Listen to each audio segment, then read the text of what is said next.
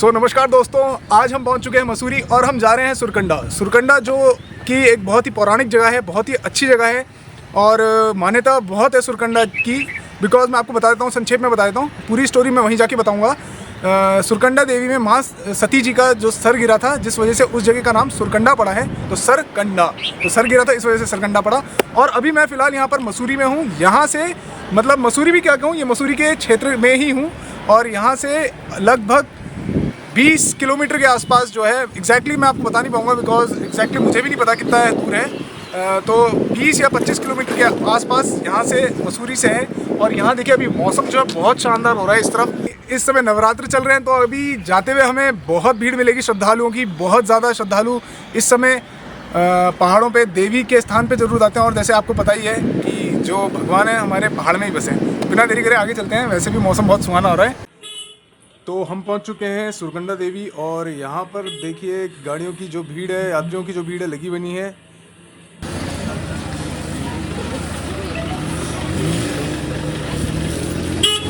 तो मंदिर जाने के लिए आपको मंदिर के आरंभ में ही जो है आपको यहाँ दुकानें मिलेंगी। यहाँ काफ़ी सारी दुकानें हैं जहाँ से आप प्रसाद ले सकते हैं देवी के लिए, माँ सुरकंडा देवी के लिए। और ये हैं वो सारी दुकानें।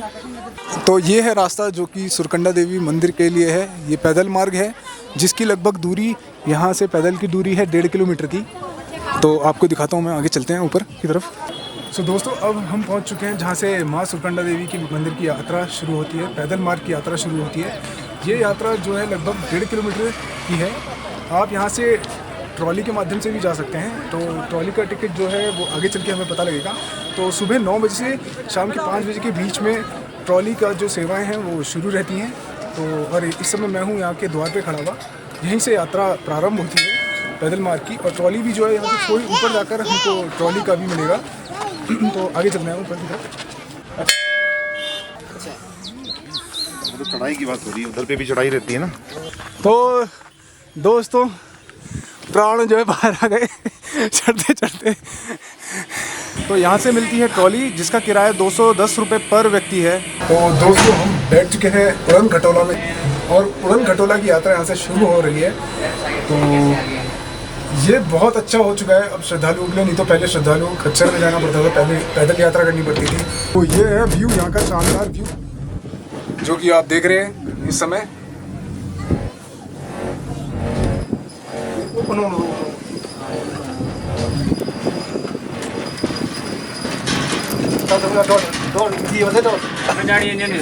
ना कुछ नहीं हो सकता।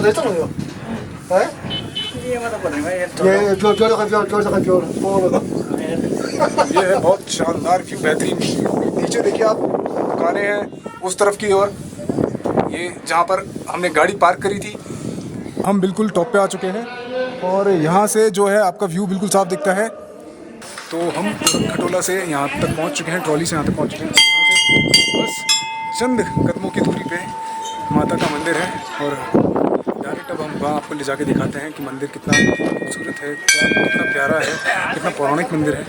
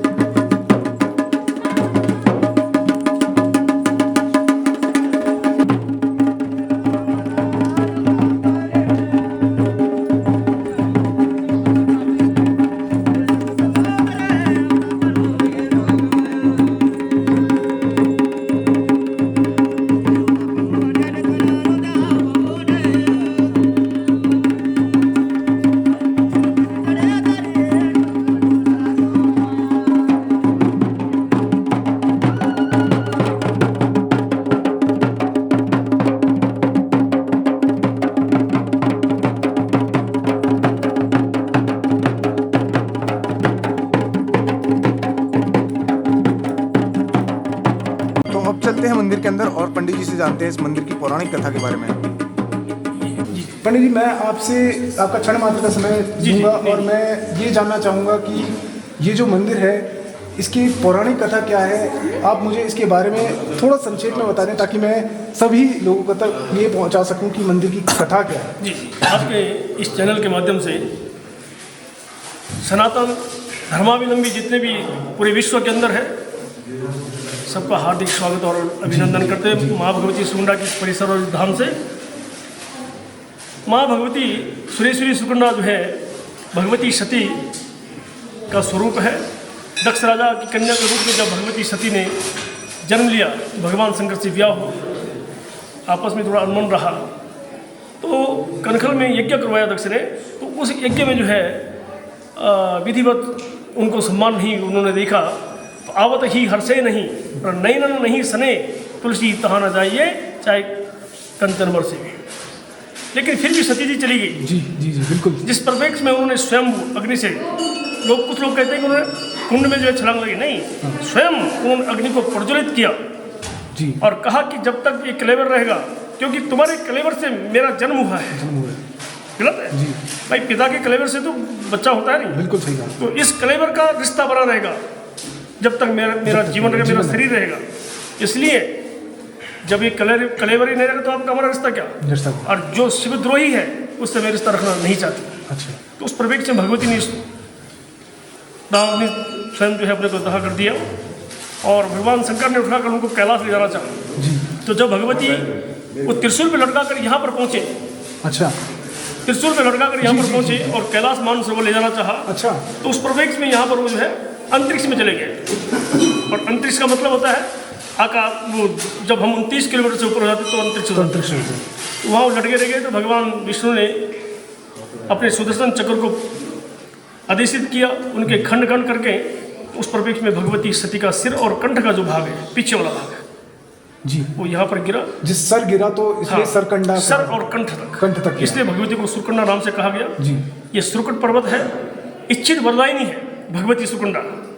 क्योंकि राजा इंद्र जब जब परास्त हुए हैं तब तक उन्होंने अपनी सामर्थ्य और अपनी शक्ति और अपनी ऊर्जा को बढ़ाने के लिए निरंतर यहाँ पर वर्षों तक इस सुरकुट पर्वत पर जो है तपस्या करी। माँ भगवती प्रसन्न होकर उनको वरदान देती हैं और उन्होंने फिर पुनः अपने स्वर्ग को स्थापित किया, स्वर्ग का राज्य। पंडित जी, एक और चीज़ पूछनी थी मुझे आपसे कि यहाँ वार्षिक कोई महोत्सव या ऐसा उत्सव होता है जिस अगर आप बता सके तो उसके बारे में बताएं, और मनोकामना यहाँ की लोगों की पूर्ण होती है, देखिए इसके बारे में थोड़ा आप बताएं। जो भगवती सती और सुरकंडा का जो यहाँ का महत्व है सबसे बड़ा, ये नवदुर्गा जो चैत्रों और अश्विन के चलते हैं, इसके बाद गौतम चलते हैं, इसके बावजूद इस ढोलों के बंद कर देते हैं, ढोल इसके बावजूद भी सबसे बड़ा महात्मा यहाँ जो है गंगा दशहरा का है। अच्छा, गंगा दशहरा का है सबसे पूरे भारतवर्ष के अंदर, पूरे भारतवर्ष के अंदर जी। गंगा दशहरा नासिक, उज्जैन जी, इलाहाबाद, प्रयागराज जी, गंगोत्री और हरिद्वार, और छठा कोई स्थान है तो सुरकंडा का मंदिर है। ये भगवती का धाम है, सुरकंडा का धाम, जहाँ पर जो है गंगा दशहरा मनाया जाता है विधिवत। क्योंकि शास्त्र में वर्णन आता है कि माँ भगवती सुरकंडा जब स्वर्ग से अवतरित हुई और धरा पर आई राजा भगीरथ के तप के बल पर, और भगीरथ नहीं, उनकी 3 पीढ़ियों से तप कर रहे थे लोग। बिल्कुल जी।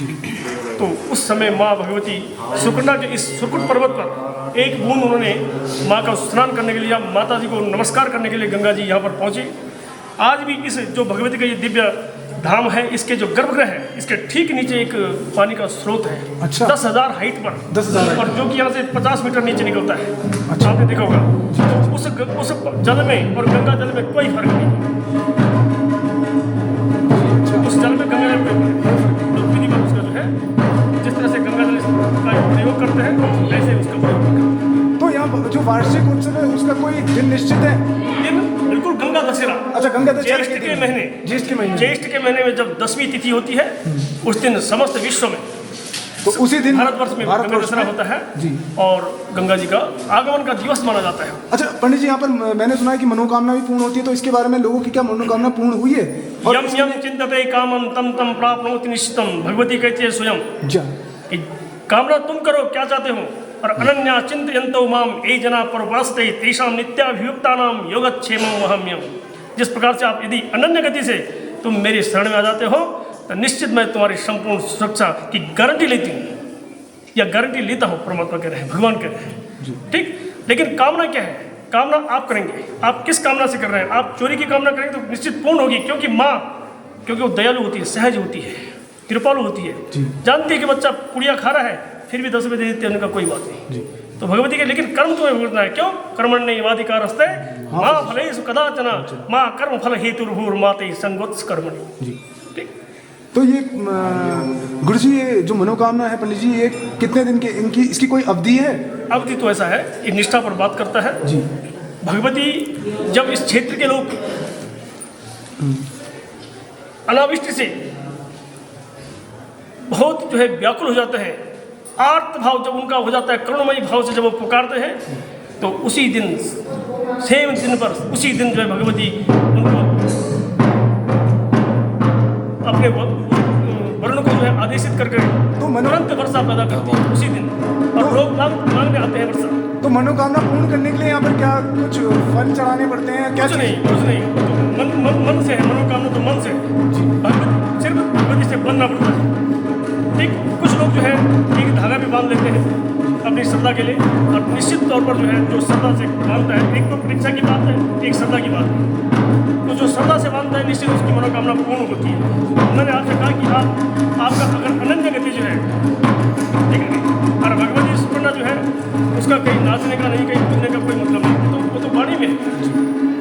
लेकिन अगर हमने वाणी से कह दिया तो तथास्तु है, समझ, उसको कंपनी की आदत औसत नहीं पड़े, वो तो जगत जाती है। ठीक।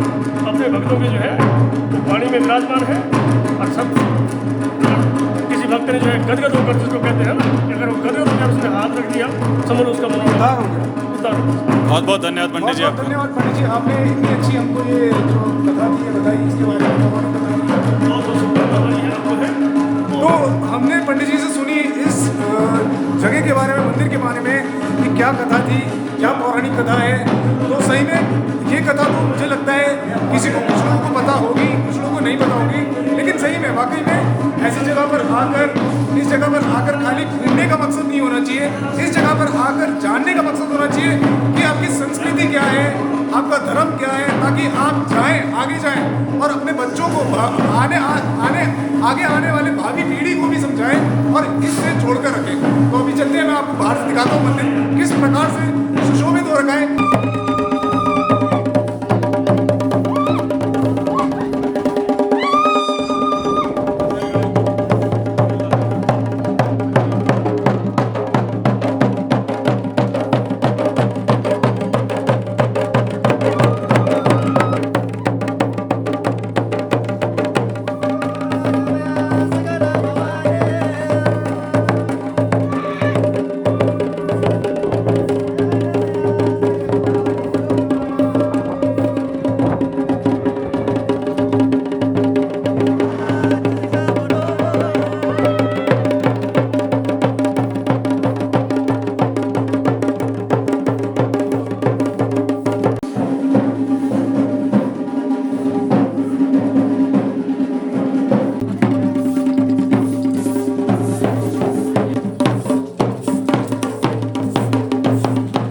दोस्तों मेरे पीछे अभी चलने वाला है मंडान, और थोड़ी देर में मंडान में सभी लोग इकट्ठा होकर नाच करेंगे, नृत्य करेंगे। और मैं आपको एक चीज़ और बता दूं, जो मैं बताना चाह रहा हूं, जो मुझे दिल से भी लगता है कि आप सभी चीज़ को, ये चीज़ फॉलो करनी चाहिए, इन रूल रेगुलेशन को फॉलो करना चाहिए। मैं अंदर की पिक्चर्स और वीडियो इसलिए नहीं डाल रहा हूँ बिकॉज वो पिक्चरों का और फोटोज़ का गलत इस्तेमाल होता है। तो मैं आप सभी से ये अनुरोध करूँगा कि आप लोग मंदिर आएँ तो उस जगह की अंदर की फ़ोटो मतलब ना लें, बिकॉज आपको भी पता है कि आज क्या क्या आगे चल रहा है। तो अभी थोड़ी देर में मंडान शुरू होने वाला है, और माँ भगवती की कृपा आप सभी पे बनी रहे मैं चाहूँगा। और ये नवरात्र चल रहे हैं, तो मैं जा रहा हूँ मंडान में नाच करने, डांस करने। आशा करता हूँ आप भी इस जगह आए, सुरकंडा देवी माता के दर्शन करें। भगवान माँ भगवती आप पे अपनी कृपा बनाए रखे। तो मिलते हैं अगले वीडियो में अगली बार। प्लीज़ शेयर करें, अगर अच्छा लगा हो लाइक करें, सब्सक्राइब करें। जय माँ भगवती। चलो चलते हैं।